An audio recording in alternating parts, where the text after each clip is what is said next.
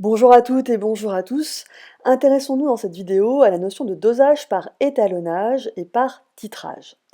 Doser consiste à déterminer la quantité de matière ou la concentration d'une espèce chimique dissoute en solution, et cela idéalement avec la plus grande précision possible.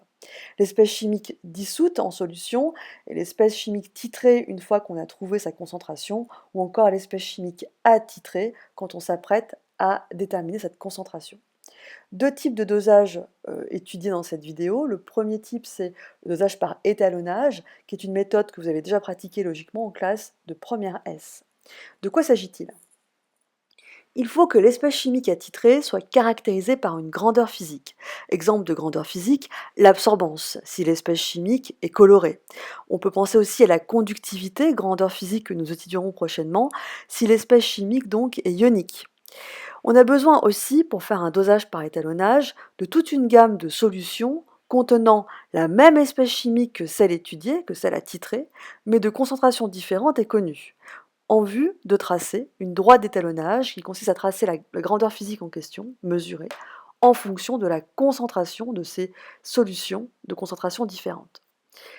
À noter qu'en général, il y a beaucoup de grandeurs physiques qui sont proportionnelles aux concentrations si ces concentrations ne sont pas trop élevées. Ainsi, si on trace la grandeur physique en fonction de la concentration, le nuage de points obtenu est modélisable par une droite qui passe par l'origine, puisque la grandeur physique est proportionnelle à la concentration pour des solutions diluées. Rappelez-vous, c'est le cas par exemple de l'absorbance en fonction de la concentration, c'est ce que nous disait la loi de Beer-Lambert. Une fois qu'on a trouvé la droite d'étalonnage, il suffit de mesurer la même grandeur physique qui caractérise l'espèce chimique attitrée, de reporter cette valeur sur la droite d'étalonnage pour pouvoir en déduire sa concentration.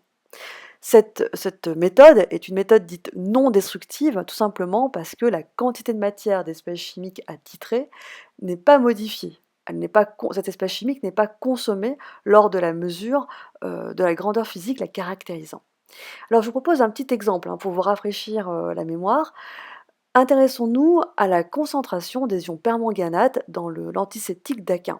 Les ions permanganate et moquette- sont caractérisés en solution aqueuse par une couleur violette.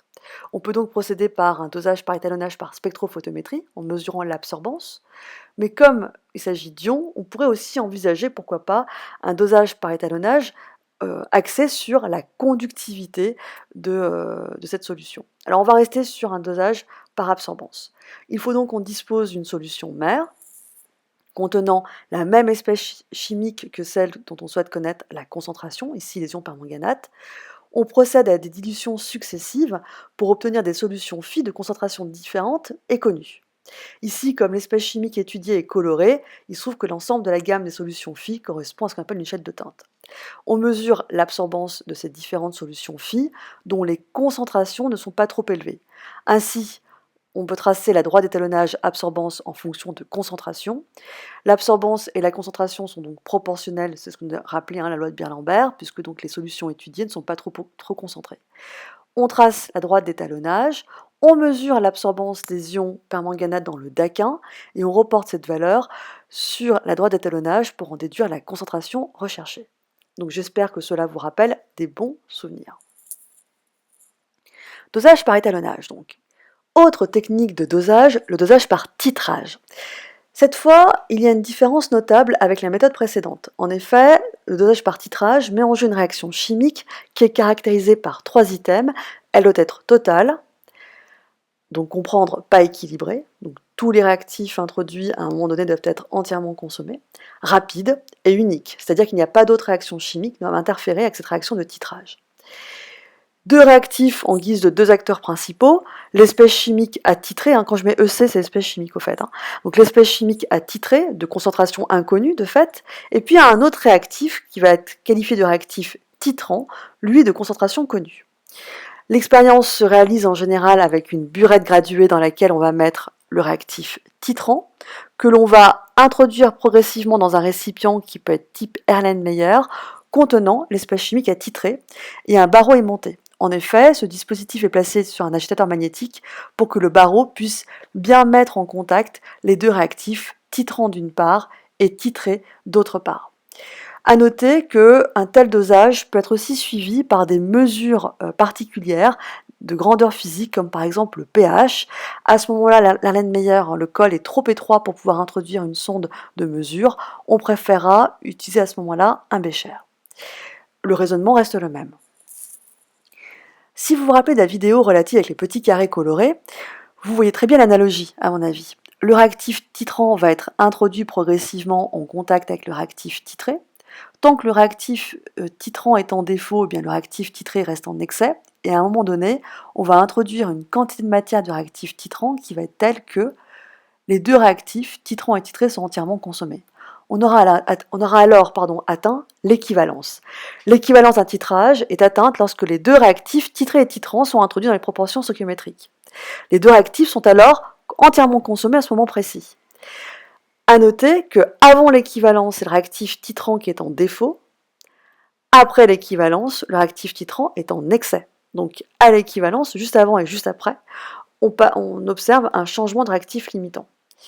Alors, pour fixer des idées, puisqu'il faut qu'on détermine une concentration, il y a forcément des calculs qui vont se cacher derrière, on va avoir recours à un tableau d'avancement pile à l'équivalence. C'est-à-dire, on va imaginer qu'on va verser un volume de réactif titrant à l'équivalence, qu'on va appeler VE comme volume versé à l'équivalence, et que ce volume, il est en suspension, entre guillemets, entre l'embout de la burette et l'Erlenmeyer. À ce moment-là, l'état initial à l'équivalence, il est caractérisé par un avancement nul. On a une quantité de matière que j'appelle l'espèce chimique attitrée grand A par exemple, et donc je note la quantité de matière Na. Et on a introduit, ou plus précisément on s'apprête à introduire, une quantité de matière de réactif titrant que je vais appeler B pour réactif titrant, donc cette quantité de matière NB. On va imaginer que les réactifs titrants et titrés ont des coefficients stoichiométriques notés petit a et petit b. Une fois qu'on a versé ce réactif titrant, l'avancement va augmenter et atteindre une valeur maximale qu'on ne va pas appeler Xmax ici parce qu'on est dans un contexte un peu particulier, mais qu'on va appeler XE comme l'avancement final obtenu à l'équivalence. Or, qu'est-ce qui se passe à l'équivalence? Les réactifs sont introduits dans les proportions stoichiométriques. Donc, les quantités de matière des réactifs sont nulles à l'équivalence. Autrement dit, on a donc deux égalités possibles pour l'avancement final à l'équivalence, qu'on note XE, E comme équivalence. On peut donc égaler mathématiquement ces deux expressions.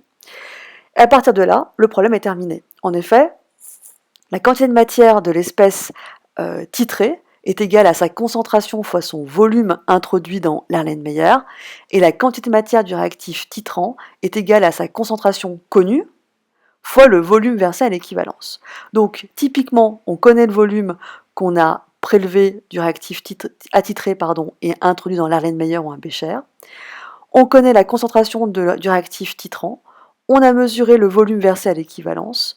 On connaît les coefficients stoichiométriques des deux réactifs. On pourra donc mathématiquement, sans aucun problème, en déduire la concentration de l'espèce chimique attitrée.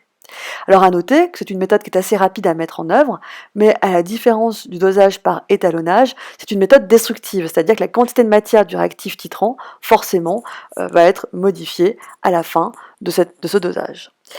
J'espère que vous en savez un petit peu plus sur la notion de dosage par étalonnage et par titrage. Je vous dis à bientôt.